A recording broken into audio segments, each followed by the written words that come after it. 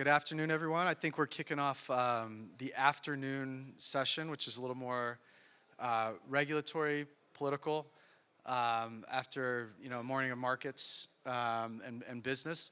My name is Jonathan Jachym, and I'm Global Head of Policy and Government Relations at Kraken. I've been at Kraken for about 4 years. Prior to that, I was with the London Stock Exchange. Great to be in London, very much a second home for me. I was also with CME Group prior to that. And it is my honor and pleasure today to introduce the Honorable Caroline Pham, who is acting chair of the CFTC in the US, the Commodity Futures Trading Commission.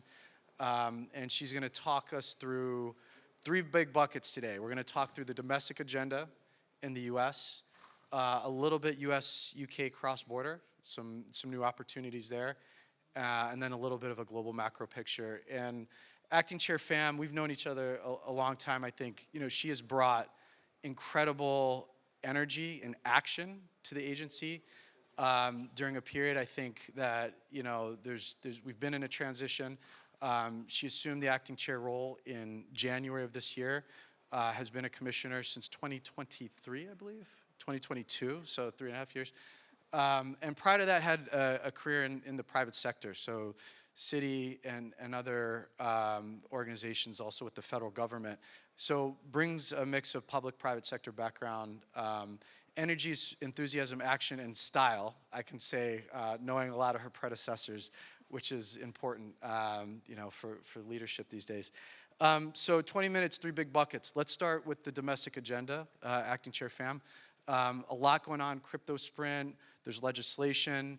Why don't you walk us through sort of your priorities and how you see the next couple months playing out? Sure, of course. Well, thank you so much for having me here. I love London. When I was at Citi, a lot of my team was based in London, so it's good to be here and also to be in this building, which used to be the U.S. Embassy, so pretty cool. I am really excited to talk about what we've been doing on making America the crypto capital of the world. It's actually just been so much fun to be part of this administration since January because we've been singularly focused on delivery and execution, which I like to do. In my past, I worked a lot on strategy and transformation, and so the last couple years, I had come up with a lot of proposals about, what we should be doing to promote innovation, to promote fair competition, and to, get America to be back. What's been really exciting about what we've been doing is that it's a whole of government approach, right? So you have everybody singing from the same hymn book. There is no more turf war, only BFFs. I've known SEC Chairman Paul Atkins for probably 15 years. He's been a mentor to me. It's been such an honor and a pleasure to work closely with him as we put together the domestic agenda for the U.S. So we had the executive order, the president's executive order. We had the president's working group on digital asset markets, which released its report in July. That report is really the White House crypto roadmap. So it sets forth what the U.S. is going to do for digital assets. And the GENIUS Act, of course, was very key on the banking and payments and prudential side of things. But for the market structure side of things, meanwhile, Congress is working on legislation. The SEC and the CFTC have been hard at work just getting right to implementing all of the recommendations in the President's Working Group report. So it's a 12-month crypto sprint that I've launched right after the report was published. So we do expect to have all of the CFTC's recommendations implemented by August of next year. And I've broken down the crypto sprint into several key phases focused on particular commercial use cases. So the first initiative that we did is that the President's Working Group report says that we are to enable the immediate federal level trading of crypto assets. The CFTC has long had this jurisdiction since Dodd-Frank, which says that if you have a retail commodity transaction that's offered with leverage, margin, or financing, it must be traded as if it is a futures, so basically on a futures exchange. We've had this authority since, again, 2010 or so, but we've just never told anybody how to do it. So right off the bat, we did a consultation to say, all right, I want to enable listed spot crypto trading on our futures exchanges. And we had a comment period, and we received back a number of really thoughtful letters. So I do expect that by the end of the year, we will have at least one of our futures exchanges that is going to go live with listed spot crypto trading. That's going to be with leverage. So I think the trade workflow is probably going to look very much like cash equities, where you have the FCM as a broker, basically like the prime providing the leverage, and then we'll have sort of the post-trade processes probably handled by the clearinghouse, very much similar to, again, like a cash equities workflow with the clearing agency and settlement. So that's going to be pretty exciting. People have been talking about, we can't do this, we can't do this, we can't do this. We actually can do it, right? If you want to be creative, if you want to actually tackle the solutions and deliver them, we can do it. The other thing that we're going to deliver by the end of the year is guidance on tokenized collateral. So I've been proud to sponsor the CFTC's Global Markets Advisory Committee, which is about having a level playing field for global businesses and global markets. That's encompassed over 125 leaders from every part of the markets, from the buy side, the sell side, service providers, FMIs, and the Digital Asset Market Subcommittee last year released some recommendations about tokenized non-cash collateral like tokenized treasury money market funds. So we're going to be looking at adopting some of those recommendations. I was really proud to launch a tokenized collateral and stablecoins initiative earlier this year with some key industry partners. So Circle, Ripple, Coinbase. We had Crypto.com, right, looking at this because many firms have said that they intend to use stablecoins as collateral, or they're going to be looking at using tokenized or blockchain-based market infrastructure. So let's get in front of that and make sure that we have some good guidelines around that. There's also an open consultation period on that. This advisory that we'll issue by the end of the year, I think it should certainly cover OTC markets, so for uncleared swaps, but I think it could also include cleared markets as well. It could also include not just things like tokenized treasury money market funds, but maybe it'll also include stablecoins. We'll have to see what the comments are. Then I expect that in the first or second quarter of next year, I do think that some of our clearinghouses are going to go live with stablecoins as collateral. So that's a Q1, Q2 expectation. And then on the rulemaking front, there was about a half dozen or so rules that the CFTC has that need to have technical amendments in order to enable blockchain infrastructure. So for example, eligible collateral, margin treatment, clearing, settlement, reporting, record keeping. And I think we're just going to do one rulemaking in the first half of next year, proposed rule, final rule, have that all done by August, and that's it. Then we will have finished the 12-month crypto sprint, and the CFTC will have done its part to make sure that America is the crypto capital of the world. We have been working very closely with the SEC, so all of the CFTC's initiatives with the crypto sprint, we are coordinating with the SEC. It's designed to fit together with the SEC's Project Crypto. And you saw earlier, Chairman Atkins and I had a joint statement. We did a joint roundtable. We've announced like a task force to do SEC, CFTC harmonization. And so we will be closely coordinating with the SEC on all of these initiatives. So what government shutdown then? I mean, busy. I'm still working. busy agenda. Look, I think it's important, particularly for companies like Kraken. So, we've made some of our larger investments, M&A, over the last year in the derivative space. The NinjaTrader acquisition earlier this year recently acquired DCM, a futures exchange, in the last month. And this is all very exciting. I think we've, as a very global company, we've been following the EU legislation through legislation that passed 3 years ago, went through the regulatory phase, and now we're in implementation. And that same sort of dynamic exists where MiCA provides a path for new market entrants to get registered. There's also a path for traditional licenses through MiFID. Article 60 is the trigger that would allow a path for traditional licensees to participate as well. And I think, these initiatives sort of definitely marry those two for all market entrants to participate. Maybe moving on to the bilateral agenda between the US and the UK. Some unique opportunities there, some recent announcements at a political level. The UK is sort of in the process of finalizing the regulatory phase. My colleague Perry Scott here leads our UK policy team, is also chairman of the UK CBC, which is the leading blockchain association organization, trade association in the UK, very actively engaged on that. What opportunities do you see? How has the coordination and collaboration with the FCA been, and what do you see as the path forward on the bilateral agenda? Yeah, I've been really excited about what the opportunities are for the US and the UK to really lead the way with a close collaboration and cooperation on what an ideal cross-border framework looks like where we are focused on mitigating market fragmentation. So even just taking a step back, in my different roles at Citi, I led global regulatory reform implementation for compliance. I worked very closely with the markets business. I worked on enterprise-wide. I was the global head of swap dealer and Volcker compliance. I moved into being the deputy head of global regulatory affairs. Then I was in the chief administrative office.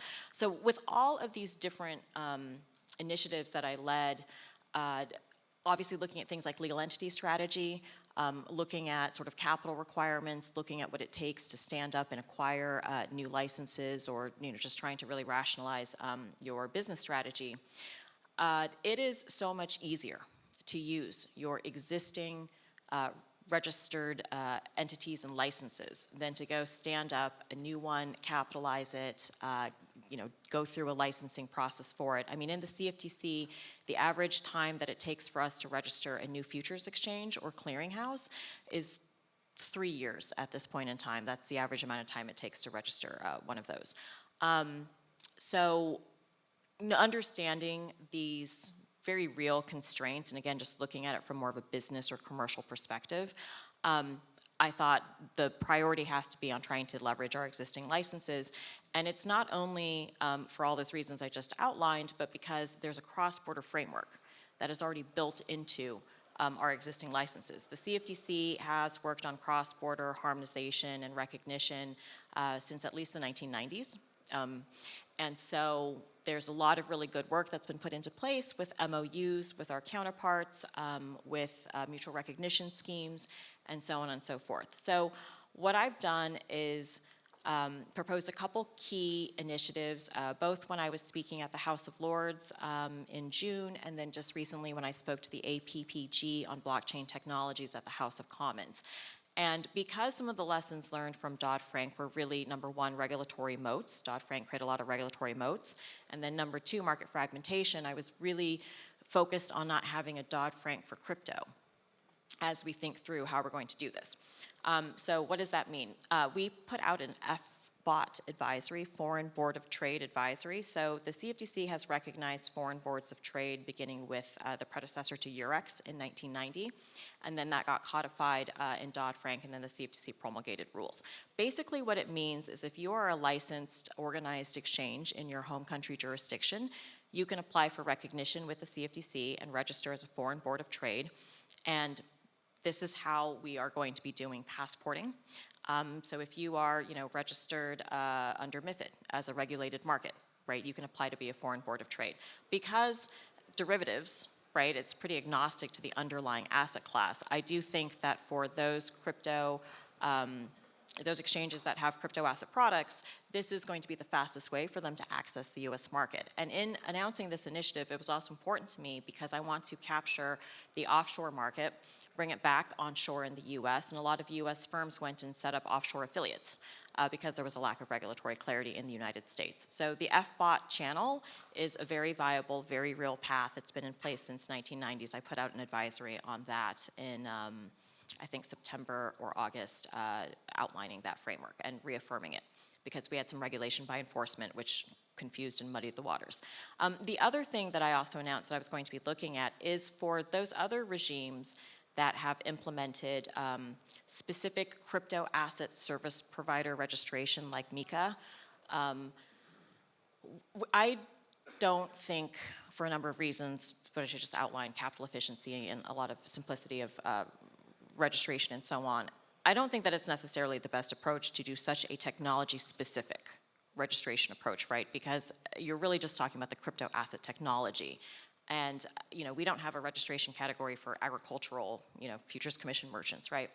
So if we can find a way to recognize a, registered crypto asset service provider under a regime like MiCA through our Foreign Board of Trade framework, that's, I think, also the fastest way for us to bridge this gap between those jurisdictions which have implemented these sort of CASP or VASP-specific regimes with the United States, hopefully, again, leveraging its existing registration categories and existing frameworks.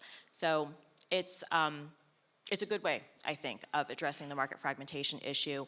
I do think that it's the FBOT recognition process. I estimate would be more in the order of 6 months as opposed to the 3 years that doing a de novo futures exchange registration might take. Agency efficiency, a theme we'll come back to in a minute. I mean, I think really important, especially those in the traditional markets, and I think your experience post-Dodd-Frank with implementation, the headaches, learning lessons from the past and avoiding those in the future is absolutely critical. I remember being based in London 2011, 2012, 2013, sort of post-Dodd-Frank era, and the London community, really the international community, screaming about this guy named Gary Gensler that was running the CFTC and really casting a regulatory net across the entire world. This type of model, and I think some ways, crypto as an asset and the ability for 24/7, 365 trading really transcends borders in ways that even traditional markets haven't. So I think this approach is fantastic for global infrastructure businesses like Kraken and participants to avoid those mistakes of the past and not get into these cross-border fights over recognition and market access. So on to the sort of bigger picture. You mentioned other jurisdictions. Maybe just a comment on how do you see sort of G20 and beyond in terms of their implementation? Where is the U.S. and how does this all fit together in an international landscape? Your leadership with the Global Markets Advisory Committee. What is IOSCO doing? How do you see that international playing field right now? This is such an important question because, as you point out, crypto is inherently a borderless asset class and market infrastructure.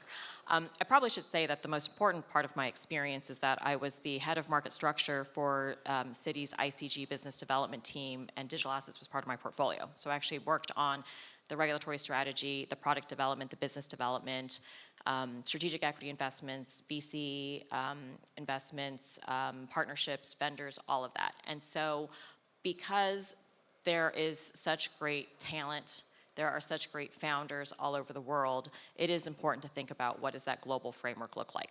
But we are also in an interesting place right now, right? We have America First foreign policy. The U.S. is moving away from what has been characterized as over-reliance on multilateral organizations and is much more focused on establishing bilateral agreements or relationships. And so that's what I think you're going to see with the crypto policy as well, right? The fact is that the U.S. is the largest market. And it's a market that everybody's been very eager to get access to. And I also think it's really important for liquidity formation that we're able to bridge that gap between, for example, some of the Asian liquidity pools in crypto versus what we have here in the U.S. with a very active retail base. So the U.S., we are moving forward with what we've all just described, making America the crypto capital of the world. I mean, I just came back from what I call like the greatest roadshow on earth, which is selling America, invest in America.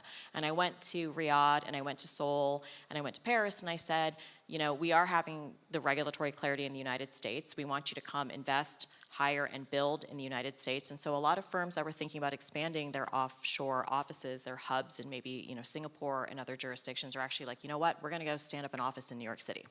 We're going to expand in New York City. There's great talent there in New York City. So the U.S. is going to lead the way.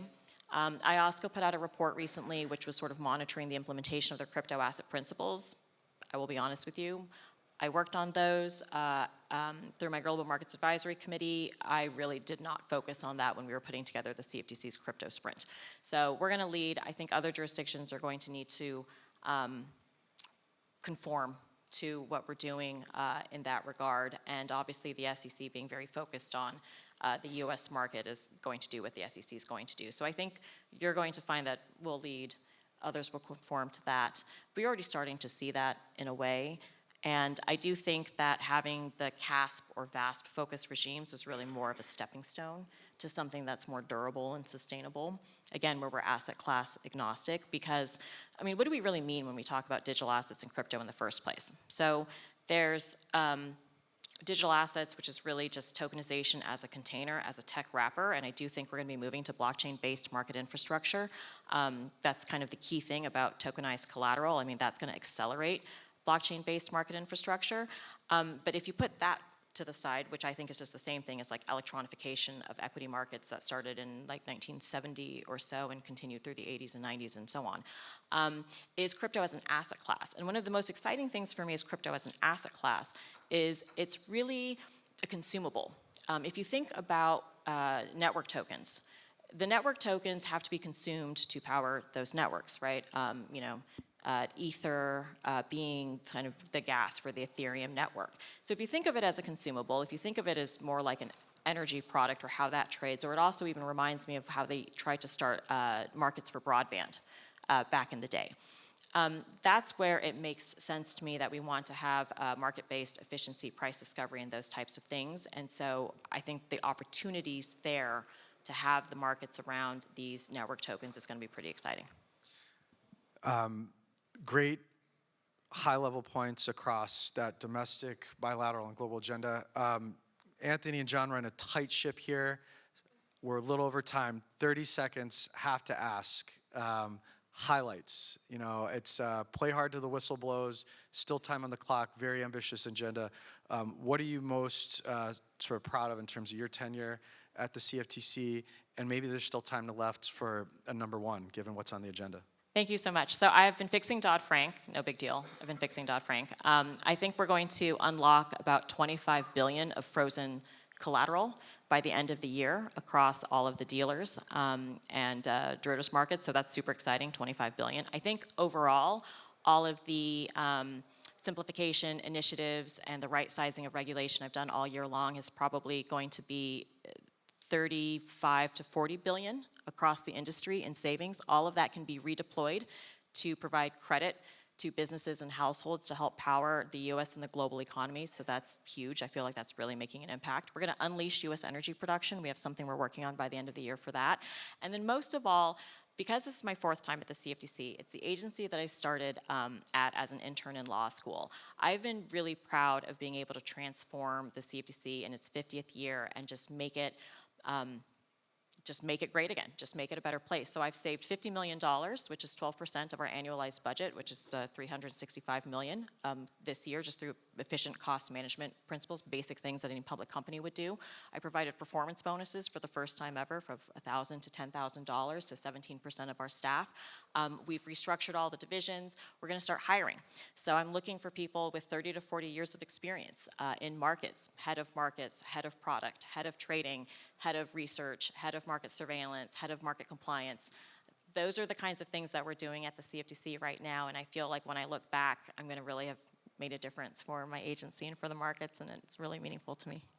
Acting Chair Pham, thank you very much. Let's hear a round of applause. Thank you so much. Thank you.